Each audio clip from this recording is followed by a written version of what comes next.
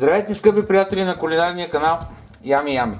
Днес ще направим нещо много интересно. Днес ще приготвим накладена сланина. Това е един начин за приготвяне на сланина, който на времето е бил много популярен. Сега все по-малко се прави и затова искам да ви го покажа и да си направите такава сланина, разбира се. Ето вижте тук какво голямо количество, около 5 кг сланина от домашно прасе. Колкото сланината е по-дебела, толкова по-добре. За тази накладена сланина ще ни трябва още прас лук, кимьон, черен пипер, сладка кълцана чушка и едра сол. Нищо повече. Така, и разбира се, съд. Аз ще го сложа в една кутия, която ще ви покажа след малко. Ако ви прави впечатление, черният пипер е на зърна и кимьона е на зърна. Те ще бъдат счукани, едро счукани, не трябва да бъдат смляни на прах, не трябва да бъдат и цели. Също ще направим и с чушката. Или с машинка леко ще ги сменя, или ще ги счукам в хаванчето.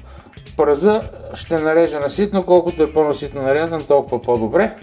А сланината ще я кориме по кутията, в която ще слагам сланината. Първо се вземам да нарежа праза.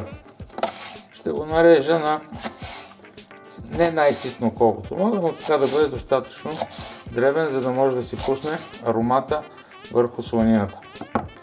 Някои хора слагат и чесън, но за мен това не е добра оферта, защото сланината поема страшно много аромати и прекалено просто ще смърди на чесън. Затова, когато ядете, си добавяйте чесън, но не и в саламурата, в марината, която ще правите сланината, не слагайте чесън. И това е моя съвет, а вие как ще постъпите, си е ваша работа. И така, както ви казах, натрушихме по-скоро, отколкото смляхме черния пипер, кимьона и сладката чушка. Който иска, разбира се, може да сложи и люта чушка, но според мен просто това няма смисъл. После сланината ще люти и няма да може да я ползвате за всичко. А между другото искам да ви кажа за червения пипер. Колкото е по-дребно смлян червения пипер, толкова повече ще отцвети сланината. Така че мисля, че тя трябва до някаква степен да си запази цвета, белия, така че сложете по-едър червен пипер и ще е по-добре. Аз избрах тази кутия, която съм ползвал и друг път на такава цел. Първо трябва да се разкроят, така да се каже, парчета.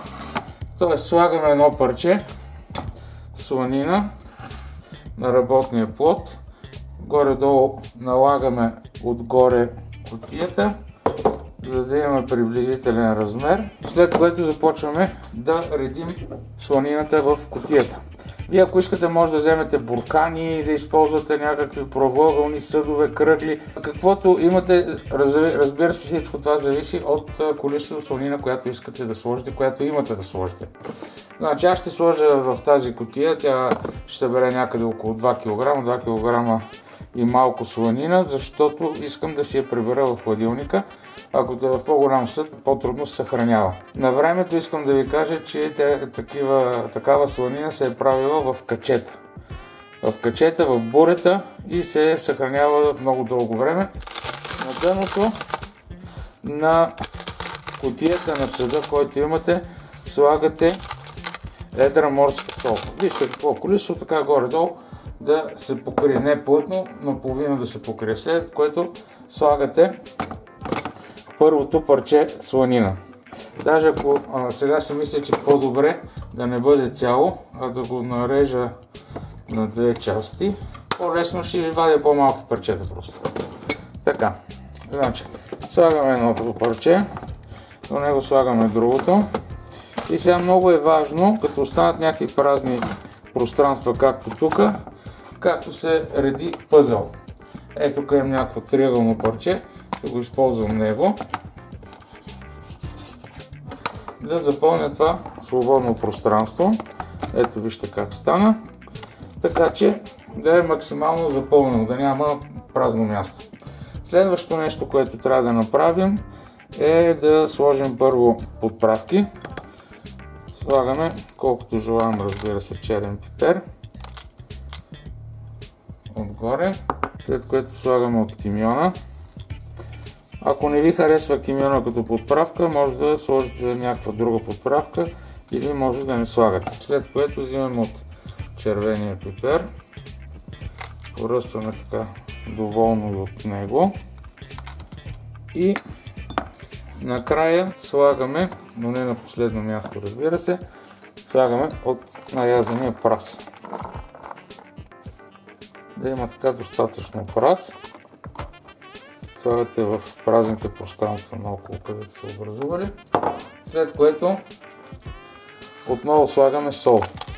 Сложете сол и в празнините, да може да се осолява отстрани. И пак така горе-долу такова количество слагате сол отгоре.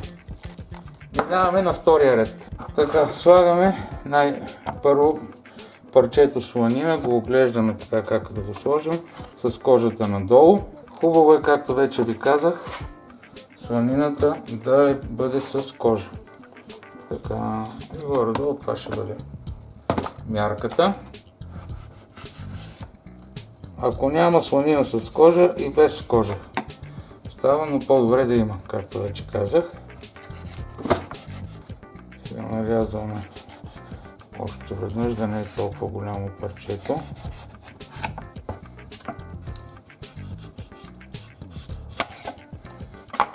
Така. Вижте как жилки има от всякъде това парче сланина. Едната част на парчето. Тук сложихме другата.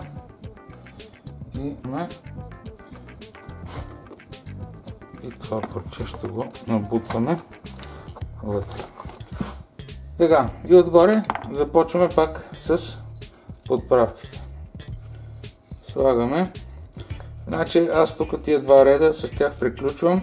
А вие, ако ви са по-дълбоки съдинките, дето се казва, и имате повече сланина, може да правите 2, 3, 4, 5, колкото реда искате, толкова може да си наредите с сланина. Аз, както ви казах, тук малко количество слагам само колкото да покажа. И накрая слагаме от пръза. И накрая последен слой слагаме отгоре сол. Сол да има. Искам да ви кажа, че няма някакво определено количество на колко килограма сланина, колко сол ще сложи. Слагате просто да имате. Тя сланината има колкото и трябва. Ето. Вижте какво се получи. Това е нашата кутия с два реда сланина. Както казах, вие се направете колкото реда си пожелаете. Сега, следващото нещо, което е, слагаме капака и оставяме на хладно 40 дни. Добре чухте, 40 дни трябва да седи сладината така. След което ще се видим. Здравейте, скъпи приятели на кулинарния канал Ями Ями след 40 дни. Ето е нашата накладена сланина след толкова време. Престояла. Отваряме капака, подправките, пръза леко поувехнал. Сланината със сигурност е вече набрала необходимите вкусове, аромати и сол. Следващото нещо, което трябва да направим сега, е да залеем сланината с вода. Внимателно наливаме вода, така че да се покрие сланината изцяло. Аз използвам вода от филтър. Препоръчвам и на вас да използвате такава вода. А на времето съм чувал, че на село хората са ползвали вода от стопен сняг. Топяли са сняг и са ползвали тази вода, за да направят саламурата на сланината. Чувал съм някои, че слагат дистилирана вода до такава степен да не се вманячаваме. Достатъчно е водата да бъде пречистена. Заливаме толкова, че да покрие 1-2 см сланината и затваряме отново капака и оставяме сланината отново на хладно за между една седмица и 10 дни. Ето ни, скъпи приятели, след една седмица отново с нашата накладена сланина. Отваряме капака и вижте колко добре изглежда пръза, всичко се е освежило от водата. Така, и сега ще извадим едно парче, което, разбира се, ще дегустираме. Така, кое парче да извадим? Ето това. Изглежда добре, само че трябва да го отмиеме от пръза и от подправките. Ще го измиеме с течаща вода и тогава вече ще го нарежем и ще го опитаме как е на вкус. Останалите парчета ги затварям да си седат тук в саламурата с подправките. Ето измитата вече сланинка, готова. Сега да започнем да режем тънки парченца. Как хубаво е прошарена.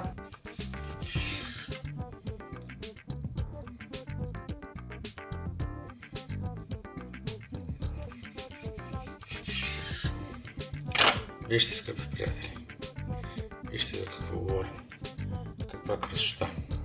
Стигнахме до най-приятния, най-очаквания момент. Това е дегустацията.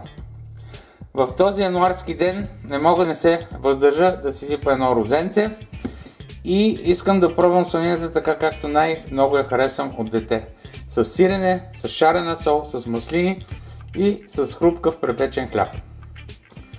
Ще ме прощавате, ако така да кажа ви изострям апетита, но просто много ми се ще да се спомня едно време как си хапвахме сланинка. Ето вижте, погледнете, страхотно парченце тъничко, вижте как е прошарено, има кожа, кожата е изключително крехка, няма да я махам. Така, сложа малко чубричка и ще взема малко с ръка сиренце. Искам да ви кажа, че това е божествено. Една проста сланинка, какво удоволствие, какъв вкус.